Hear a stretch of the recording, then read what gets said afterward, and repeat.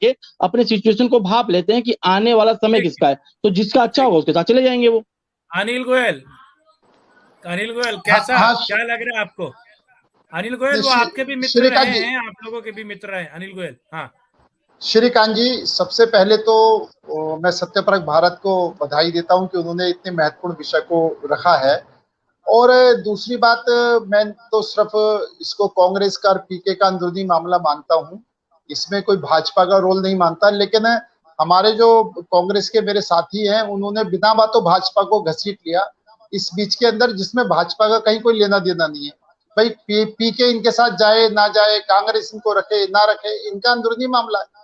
लेकिन जबरदस्ती भाजपा को इन्होंने घसीटा है, तो मुझे इस विषय पे जरूर बोलना पड़ेगा।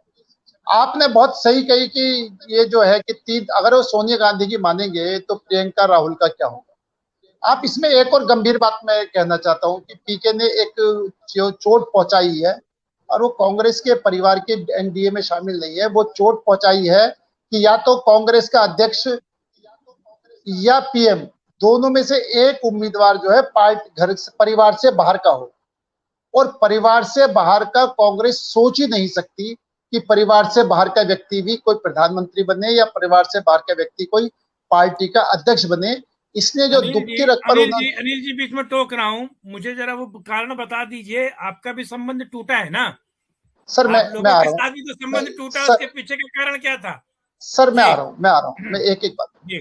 तो एक सबसे बड़ी बात ये है। दूसरा ये जो है, निश्चित तौर पर चुनाव प्रबंधक के नाते वो ड्राइविंग सीट पर बैठे और कांग्रेस के दिग्गज नेता उसकी पिछली सीट पर बैठे, ये कांग्रेस को भी सहन नहीं था और कांग्रेस उसके लिए तैयार थी, तो पीके को भी सहन नहीं था। पीके ने ही इस प्रस्ताव को ठुकराया है।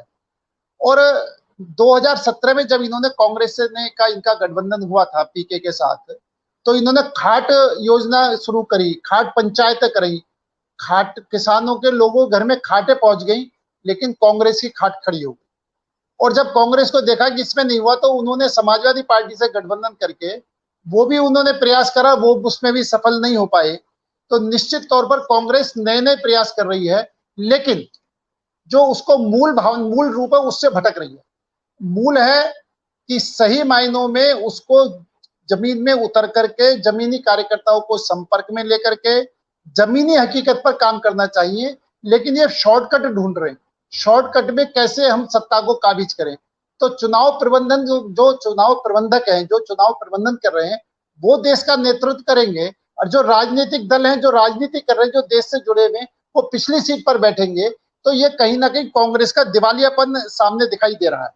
और मैं भाजपा बड़ा स्पष्ट तौर से, राजनीति वही कर सकता है जिसके अंदर सेवा का भाव हो, जो देश की जनता की सेवा करे, जिसके लिए देश सर्वोपरि हो।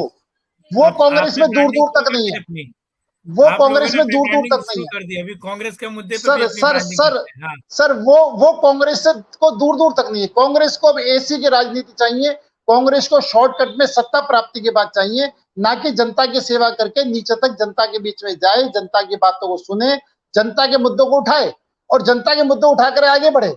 ये वो कांग्रेस का जो समर्पित कार्यकर्ता है, वो निश्चित तौर पर आज पूरी तरीके से उदासीन बैठा हुआ है। और ये चुनाव प्रबंधन कंपनियों को, व्यापारियों को बुला करके और अपने आप सत्ता पर काबिज करना चाहते हैं, नए नए एक्सपीरियंस कर रहे हैं। इससे कांग्रेस का दिवालियापन, कांग्रेस की सोच चल रही है क्या? सर कांग्रेस का नहीं, कांग्रेस का दिवालियापन जो दिखाई दे रहा है वो दिखाई देता है। और मेरा एक बड़ा स्पष्ट मानना है, कोई भी राजनीतिक दल क्यों ना हो, उसके अंदर निर्भीक यानी अपनी बात कह सकने वाले कार्यकर्ता, निष्ठावान कार्यकर्ता और समर्पित कार्यकर्ताओं के बल पर ही कोई भी राजनीतिक दल टिक सकता है, सरकार में आ सकता है। कांग्रेस में इसका अभाव है, कांग्रेस में इनकी सुनी नहीं जाती है। इससे पहले कांग्रेस में सुनी जाती थी कार्यकर्ताओं की, आज नहीं सुनी जाती। और एक बात और मैं कहना चाहता हूं, देश का सीपीएम, किसी भी देश का सीएम, किसी भी स्टेट का सीएम आता है राहुल गांधी से, और राहुल गांधी अपने कुत्ते को बिस्कुट खिलाने में मशगूल रहती है, एक एक दो घंटे वो बाहर बैठा रहता है। इसीलिए कांग्रेस का पतन हो रहा है। पहले कांग्रेसी नेता अपने कार्यकर्ता को सुनते थे, आज कांग्रेसी नेताओं को कार्यकर्ता को सुनने का टाइम ही नहीं है। एक वरिष्ठ कांग्रेस कार्यकर्ता कहता है कि अगर हम कोई प्रस्ताव भेजते हैं तो 2-2 3-3 महीने उसका जवाब आने में इंतजार लग जाते हैं, जब तक वो विषय खराब हो जाता है। तो कहीं ना कहीं कांग्रेस का दिवालियापन है। 2 साल से कर रहे थे। ये त्याग की बात तो कांग्रेस पर रहती है। अनिल गोयल अपनी बात रखिए, फिर मैं श्रीकांत जी, मैं सिर्फ कांग्रेस की जो वैसे चर्चा तो पीके पर है, लेकिन कांग्रेस की स्थिति क्या है कि ये कभी भी दोहरे मापदंड अपनाती है, कोई इसका मार्ग निश्चित नहीं, किस मार्ग पर चलती, किस मार्ग पर नहीं चलती। उदाहरण के लिए अगर जहांगीरपुरी कांड होता है तो कांग्रेस विरोध में आ जाती है, और उधर राजस्थान में मंदिर टूटता है इसके राज के अंदर तो कांग्रेस चुप बैठ जाती है इसका। और दूसरी बात, जो कपिल सिब्बल इनका जो व्यक्ति है, इनका नेता जो है, ऐसे लोगों ने कांग्रेस का बेड़ा गर्क। यहाँ पर कपिल सिब्बल फौरन सुप्रीम कोर्ट में जाकर के स्टे ऑर्डर ले आती है। राजस्थान में अगर हिंदुओं के मंदिर टूटते हैं, 300 साल पुराने टूटते हैं, तो कपिल सिब्बल को साफ सूझ जाता है। और ये जो इनका दोगलापन है वो जनता देख रही है, जनता इसलिए उनको स्वीकार नहीं। और कांग्रेस की जो नई जो विचारधारा है, नई जो पीढ़ी है, वो सिर्फ एक काम सोच रही है कि कम मेहनत करो और बहुत कम समय के अंदर सत्ता पर कब काबिज हो जाओ। इसलिए वो चुनाव प्रबंधन को जोड़ना, जोड़ तोड़ करना और निश्चित तौर पर नए एक्सपीरियंस करना बिना सोच समझ के, इसलिए कांग्रेस का पतन निश्चित हो रहा है। और एक बात और, मैं आपकी बात से सहमत हूं। मैं आपकी बात कर रहा हूं, एक सेकंड, मेरी पूरी बात हो जाए तो आपकी बात का जवाब दूंगा। दूसरा, कांग्रेस किस पर निर्भर है कि हमने देश को आजाद कराया। अरे देश को आजाद कराया कांग्रेस नाम के एक आंदोलन ने, जिसमें हिंदुस्तान का हर व्यक्ति शामिल था, चाहे हिंदू था, मुस्लिम था, सिख था, ईसाई थी, सारी पार्टियां उसके अंदर शामिल थी। और महात्मा गांधी ने कही थी कि जो आजादी मिलने के बाद में कांग्रेस को खत्म कर दिया जाए, कांग्रेस अलग, कोई भी अलग राजनीतिक दल के नाम से पार्टी बने, अलग उसका झंडा हो और फिर उसके बाद उतरे। लेकिन क्योंकि कांग्रेस को उसका लाभ लेना था, और लाभ लेकर के कांग्रेस वही तिरंगा, उसी सब चीज को लेकर के चल रही है। और आज भी वही सोच रही है कि बिना कुछ करे मुझको सत्ता पर काबिज मिल जाए, जबकि आज का नागरिक, आज का भारतवासी चाहता है कि उसको ही स्वीकार करेगा जो देश की सेवा करेगा, राष्ट्र की सेवा करेगा, राष्ट्र के बारे में सोचेगा। आज वही भारत है जिसकी विश्व में पूरी तरीके से सुनी जा रही है। और वही भारत था जब मनमोहन सिंह जी के टाइम में, जैसे मनमोहन सिंह जी चुप रहते थे, भारत की भी कोई आवाज सुनने को तैयार नहीं था। तो आज जनता देख रही है कि उसको किस नेतृत्व की आवश्यकता है। और मेरा जो बार बार मेरा एक बात ये कहना है। हाँ जी बताओ, आप बताओ, मैं चुप हो गया।